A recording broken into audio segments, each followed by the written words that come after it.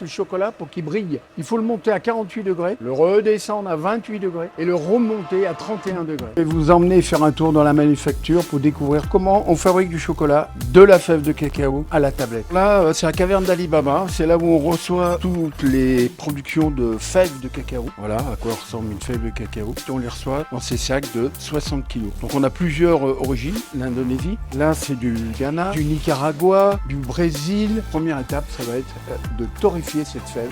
En fonction des provenances, on ne torréfie pas de la même manière. Quand elle a été torréfiée, il y a une petite peau, donc il va falloir se débarrasser. On va garder que l'intérieur, que l'amande. Cette machine, ça s'appelle un casse-cacao tarare. On concasse grossièrement la fève, les peaux vont tomber de l'autre côté de la machine, et là, il va tomber que la fève épluchée. Alors dans la fève de cacao, il faut savoir qu'il y a plus de 50% de matière grasse. Et cette fève, on va la raffiner dans une machine qui s'appelle une conche. On écrase la fève, la machine va monter en température, le beurre de cacao va commencer à se liquéfier et donc là ça va devenir une pâte et on va rajouter du sucre. On va laisser tourner la machine pendant 72 heures. On va dans l'atelier où on coule les tablettes de chocolat. On va le garder au chaud, liquide. C'est vraiment bon quand même. Et ensuite, on pourra le mouler. Ensuite, elles vont être vite vibrées pour que le chocolat s'étale bien dans le moule.